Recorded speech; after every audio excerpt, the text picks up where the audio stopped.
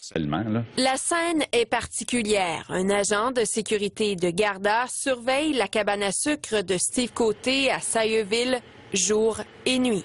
On voit tout le temps quelqu'un constamment à nous surveiller. On se demande dans quel pays qu'on est, là. Et tout ça pour du sirop d'érable, là. On se sent comme des criminels, là. Le couple a mis en demeure la Fédération des producteurs acéricoles du Québec afin qu'elle cesse l'occupation illégale des lieux. On fait juste gagner notre vie, nous autres, là. On travaille pour se nourrir, c'est tout, là. On n'a pas fraudé personne. C'était consenti à envoyer le sirop à la Fédération. C'est là qu'il s'en va, là. De son côté, la Fédération affirme qu'elle a obtenu l'autorisation de la Cour pour occuper les lieux chez les 4 producteurs afin de s'assurer, comme ce fut le cas en 2013, que le sirop soit transporté aux bons endroits dans les entrepôts de la Fédération. Qui dirige l'agriculture au Québec, là? Il y a quand même un gros problème, là, quand on est rendu avec des gardes de sécurité dans une cabane à sucre. Oui, c'est la mafia du sirop d'érable, mais c'est un sens unique, c'est one way, c'est fédéré, puis c'est tout. Vous ne pouvez pas faire d'autre chose. Ben, franchement, j'aimerais mieux pas être ici ce matin. Pourquoi? Parce que c'est triste, on a les 2 mains attachées dans le dos, puis on peut pas rien faire. Puis on se fait voler. Je sais pas si vous avez vu aux nouvelles, il y a un certain monsieur Roy, un homme assez âgé, peut-être 70 ans. Il possède 2 érablières, puis c'est un très gros producteur de sirop. Monsieur Roy s'est fait saisir par la Fédération des producteurs de sirop d'érable 400 barils de sirop qui ont été produits dans les 2 érablières de monsieur Roy d'une valeur de 1,5 million de dollars. La raison de la saisie, après lui avoir mis pendant 1 ou 2 semaines des agents de sécurité partout pour pas que M. Roy se débarrasse de ses barils de sirop. La raison pour laquelle la Fédération fait ça, bande de petites grandes trous de cul de mange une marde, de cette gang de voleurs, de mafia de marde, ben la raison, c'est que M. Roy préférait vendre son sirop d'érable aux États-Unis. La raison doit être très simple. Le marché est plus cher, M. Roy arrive à avoir plus d'argent. Je ne sais pas si vous savez comment est-ce que les producteurs de sirop d'érable, des fois, ont de la misère à arriver. Comment est-ce que le gouvernement, il met des bâtons dans les roues. Comment est-ce que la Fédération, il mange la laine sur le dos. Puis là, ils ont dit tout pour te punir, mon vieux Chris. Tu as travaillé toute ta vie, c'est tatoué les 2 érablières, les 60 000 en taille, c'est tatoué. Mais on s'en fout. Tu comprends-tu? Pour te punir, de vouloir vendre ça ailleurs, on va te les saisir. Moi, j'aimerais ça en esti savoir qu'est-ce qu'ils font avec le sirop d'érable, hein? Qu'est-ce qu'ils vont faire avec 400 barils de sirop d'érable? Ça va être distribué aux pauvres, hein? Non, ils vont le vendre. Ils vont se crisser l'argent dans les poches. Tu penses-tu qu'ils vont donner ça aux pauvres? On me reproche de ne pas avoir respecté l'entente. De mon côté, je dis que j'ai respecté l'entente. En avril 2015, Daniel Gaudreau et sa conjointe, à bout de souffle, sous le coup d'une saisie, s'étaient entendus pour écouler leur production de sirop selon les règles de la Fédération des producteurs acéricoles du Québec. Ils ont monté un dossier, regardez là, l'épaisseur du dossier. À peine vient-il d'entailler ces 28 000 érables que Daniel Gaudreau est cité à comparaître pour outrage au tribunal. La Fédération lui reproche d'avoir contrevenu à l'entente et d'avoir omis de fournir les preuves de ses ventes. Ils demandent des documents au-delà de l'entente. Ça, c'est de l'abus de pouvoir. C'est des bandits présentement qui ont la loi dans les mains. Puis ça, la seule façon de les arrêter, c'est que le gouvernement change les lois. En décembre, un inspecteur aurait relevé que le producteur avait vendu plus de 60 000 livres de sirop sous saisie sans aviser la Fédération.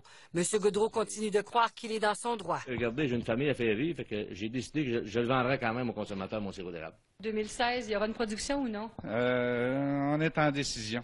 Steve Côté de Sailleville serait sur le point de s'entendre avec la Fédération. Si on s'entend, c'est ça. Je vais m'engager à livrer mon sirop à la Fédération.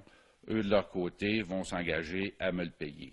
Non sans plier sur ses principes. La guerre n'est pas finie, mais ça dit, là, pour question survie, on n'a pas le choix de plier un petit peu. Là. Daniel Gaudreau ne s'en cache pas. La visite de l'inspecteur en décembre a donné lieu à des frictions. Les 2 nez se sont touchés quand on s'est parlé.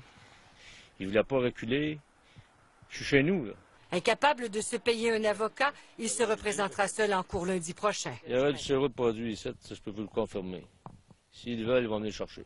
José Cloutier, TVA Nouvelles, Scottstown. Il s'assurera qui, de lui ou de la Fédération des producteurs acéricoles, est gardien du sirop. On est rendu là. Au moment même où l'eau d'érable s'est mise à couler, un agent de Garda faisait irruption chez 4 producteurs estriens pour s'assurer que le sirop serait saisi dès qu'il serait produit. Est-ce que je suis le propriétaire de mon sirop ou est-ce que c'est eux autres? Fatigués, puis on se sent comme des criminels. On se sent même pire que des criminels. On nous surveille pour du sirop d'érable, là. On n'a pas agressé personne, on n'a pas volé personne. À bout de ressources, le producteur se dit prêt à livrer son sirop à la Fédération, lui qui a toujours refusé de passer par l'agence de vente de l'organisme.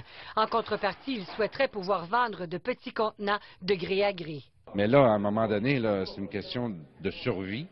Les producteurs interpellent le politique. Ben, c'est urgent, le sirop d'érable. Regardez, là, on a un gardien dans notre cabane à sucre, là. Comme vous dites, là, on n'est pas à Russie. Là. Au ministre de l'Agriculture de réagir? Oui, de réagir, puis d'enquêter sur ce système d'injustice, de cartel légalisé là. Saisir vos travaux. Dans le fond, ce que vous demandez, c'est un vote électronique. De cette façon-là, bien, personne ne sait si vous avez voté pour ou vous avez été contre. Dans le fond, c'est ni plus ni moins un vote confidentiel. Oui, un vote confidentiel. Parce que M. Legault prétend que l'UPA, c'est démocratique. Complètement démocratique. Ben, c'est supposé, en fait, la forme théorique. Oui, la forme théorie est là. La forme théorie est là. Mais la forme pratique, on l'a démontré. On pourra présentement, ce que j'ai entendu sur M. Legault, qui nous dit que l'UPA est démocratique. C'est pas démocratique. Les idées sont pipées, tout est arrangé. Tout est organisé pour que dans les AGA, ça passe. Complètement une lubie que j'ai, de dire que si on prend l'UPA aujourd'hui versus l'UPA il y a 5 ans, l'UPA est plus proche de ces gens aujourd'hui qu'elle était Non, c'est un bien pareil. Est-ce que c'est démocratique, ça, un monopole? Je vous pose la question. Ben, en fait, ce que je voudrais vous dire... Moi, votre idée à vous, personnellement. Est-ce que c'est démocratique, un monopole, On a un gouvernement monopole. Si c'est démocratique, vous n'avez pas le droit d'être là. C'est juste les libéraux qui sont là, puis vous n'avez pas d'affaire là. C'est ça. Puis si on peut vous financer pour payer l'UPA, laissez parler. Laissez parler. Deux choses. Premièrement, est-ce que c'est démocratique? Le système en tant que tel, on ne peut pas dire que c'est pas démocratique, particulièrement si vous nous dites que il n'y a pas de monde qui assiste. Ça, c'est la première faiblesse que je trouve, que je vais être honnête avec vous, je suis transparente, je vous dis, vous me demandez mon opinion, je vous dis. La deuxième des choses, c'est est-ce que c'est pas, évidemment, c'est pas correct, puis il y a sûrement une façon dont on peut insister. Je peux pas. L'UPA a dit qu'elle a 85% que les gens sont membres. Ben, t'es-tu bien de signer quand? T'es pogné. Si tu veux donner un peu, si tu veux participer à des réunions et t'écouter, il faut que tu la signes ta carte. Des fois, on est coincé, puis les résultats qu'ils nous donnent, quand ils font des sondages, je vais vous donner un exemple, ils font un sondage, mais on est dans un monopole. Les gens, ils ne vont pas commencer à dire, à dégrader l'UPA. Ils vont dire oui, parce qu'ils n'ont pas le choix. Le monde agricole est structuré, là, est encadré là, par un monopole qui est l'UPA. Madame va vous dire une autre chose aussi. Ils se sont votés une non-responsabilité de leurs actes. Vous n'avez qu'à regarder l'abattoir de Saint-Cyril, comment ça a coûté aux agriculteurs, le sirop d'érable, comment ça a coûté aux agriculteurs. Donc, tout ce qu'ils pensent, c'est nous collecter de l'argent. Ils veulent faire de nous autres des travailleurs agricoles. Ils veulent qu'on cultive nos terres, puis les autres vont administrer nos biens. Est-ce que c'est normal des compagnies qui font des millions de dollars de chiffre d'affaires de se faire administrer par des trous du cul comme ça? Pouvoir de négociation avec le gouvernement? Surtout parce que présentement, la seule association qui est là nous représente très mal. On est mieux d'avoir plusieurs associations qui vont nous défendre correctement qu'une seule association qui ne nous écoute pas. Moi, la terre de chez nous. Lorsqu'un député est nommé au ministère de l'Agriculture, sa photo est dans la première page de l'UPA dans le journal de la terre de chez nous. Il devient UPA malgré lui. Parce qu'il dit 2 mots contre l'UPA. Il y en a un qui a parlé contre l'UPA, il est dehors. Puis le nouveau qui vient de rentrer, là, il parle comme l'UPA déjà. Déjà, c'est à pour être contre l'UPA, mais déjà, il est rendu à l'UPA.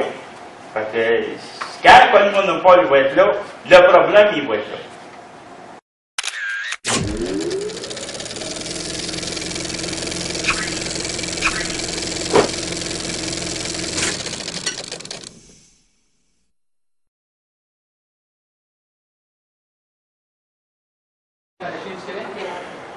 l'Association des producteurs de gaz du Québec, l'Association des céréales transformateurs du Québec et l'Association de défense des producteurs de gaz.